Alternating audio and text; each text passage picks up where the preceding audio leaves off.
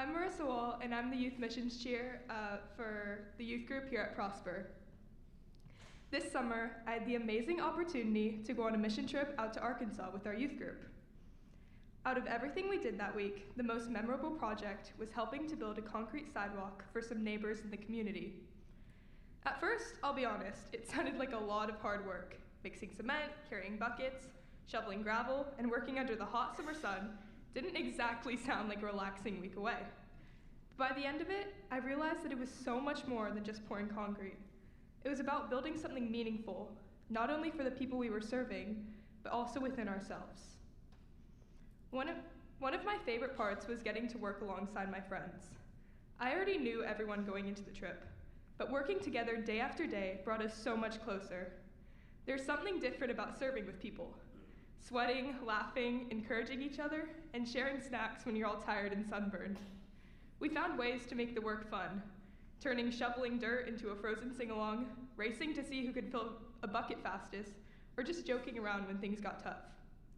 At night, we'd all gather for dinner, exhausted but happy, laughing about the day and sharing stories. And of course, we had way too much fun playing Nine Square, singing during worship, and just being together. Through all of that, I saw our friendships strengthen in a way that hanging out back home never could. But what really touched me was seeing the impact their work had. When we finished that sidewalk, it wasn't just concrete on the ground. It was a path that meant safety and accessibility for the neighbors who lived there. I'll never forget the moment they came out to see it. Their smiles said everything. They were so grateful, and in that moment, I realized how something that felt so small to us could mean so much to someone else. That's when I really felt God's presence. I saw him in the teamwork that kept us going, in the kindness we showed one another, and in the joy on the faces of people we helped.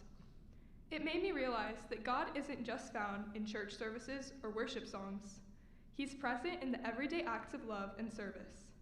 When we serve others, we're living out his purpose and reflecting his love in real, tangible ways. By the end of the trip, I felt different, lighter, more grateful, and more connected. I saw how God works not only through miracles or big moments, but through small acts of care, a helping hand, or even a sidewalk that brings a community together. That week reminded me that when we give our time and energy to serve others, God uses it to shape us, to strengthen our faith, deepen our relationships, and open our eyes to his goodness all around us. And I just wanted to take a moment to thank all of you, our church family, because you make trips like this possible.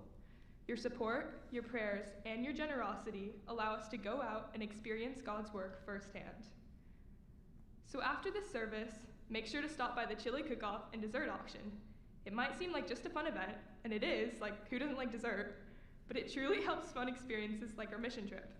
Every bowl of chili, every dessert bid, every little bit of support helps youth like me grow in faith, build relationships, and serve communities in need. Thank you for being a part of what makes that possible. You're not just sending us on trips, you're helping us grow closer to God, to each other, and to the people that we serve.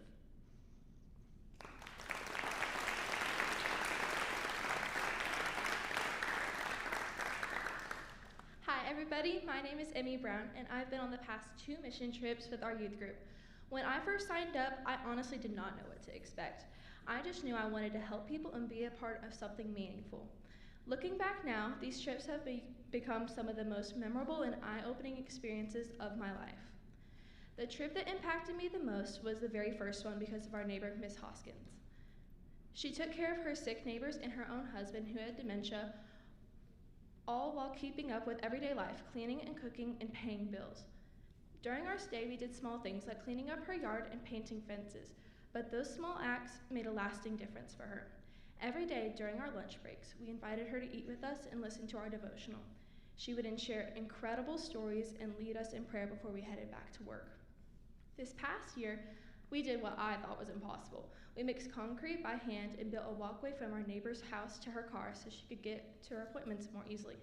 Physically, this is definitely the hardest trip I've ever been on, but somehow we still found ways to have fun.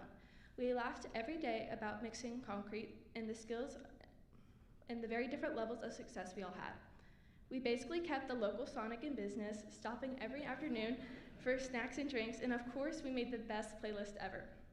Mission trips have a way of pulling you out of your comfort zone and showing you what it really means to serve. They remind me of how blessed I am and how much of an impact small acts of kindness can make. It's also time for our youth group to grow closer. I've made some of my best memories and friendships on these trips. It is truly one of my favorite weeks of the year, a week where I can spend time with the people I care most about and give back to the people who need it most. Thank you.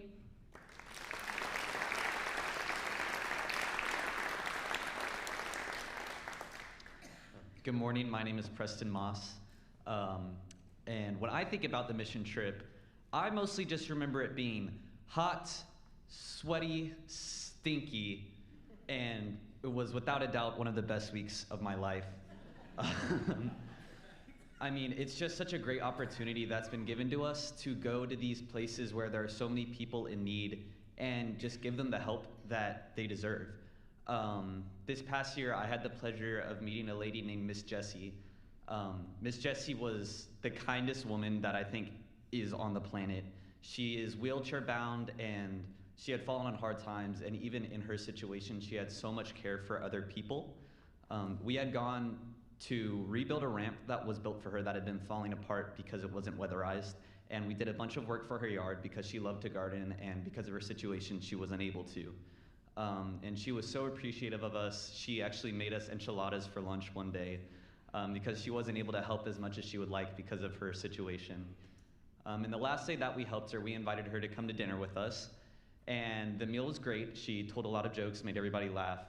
And afterwards, before she left, she told us about how because of what we did to help her, she is now able to make a Bible study for other young women in her community that had fallen on hard times and were struggling.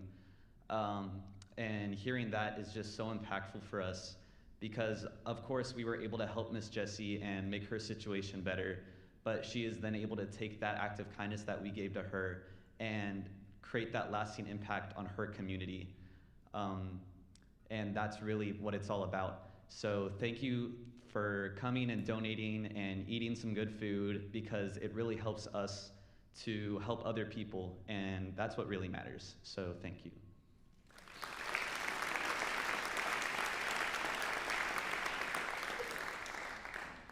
Good morning, everyone. My name is Emmy Dyer, and I'm the Discipleship Chair for our Youth Council. I'm here to share about my experience this year at our youth group's mission project. Faith is something that is so important in my life, and I hope it is important in your lives as well. Throughout my life, I've always been told to have a lot of faith and to trust in God. So when I read Matthew 17:20, which states, "Because you have so little faith, truly I tell you, if you have faith as small as a mustard seed, you can say to this mountain, 'Move from here to there,' and it will move. Nothing will be impossible for you." I was a little confused, especially when I learned it was the Bible verse for our Ozark Mission Project this summer. When I heard it again on the first night of worship, I remember thinking, why this verse? Faith is supposed to be big and strong, right? With that question still in my mind, I went into the week excited to help our neighbors. The year before, I felt like I'd really made a difference, and I was really proud of what I accomplished. So when we arrived at our first house in a nicer neighborhood where nothing seemed really wrong, and we were told our job was just to rake leaves and do some lawn work. So we got right to work. Within 2 hours, we were finished and heading back to the church really early. And honestly, we felt a little underwhelmed. So we came hoping to make a big difference, but it didn't feel like we had. The next day, we went to a new house where we were told we'd be building a sidewalk, which sounded so exciting, but again, it just ended up being more lawn work for that first day. We all started to have the same kind of question of, why are we here if we're not really helping people? That night at worship, we heard that same Bible verse again. And this time I began to kind of understand it. Even though the work we did didn't seem huge, we had helped. We'd helped with connecting with our neighbors. We shared a meal together. We prayed with them. We shared our faith with them. So here's my message to you. Whether you come into this church with a lot of faith or a little faith, you can impact someone's journey with God. So this is where I ask if you could please consider donating to this year's mission project. Whether your gift feels big or small, it truly matters.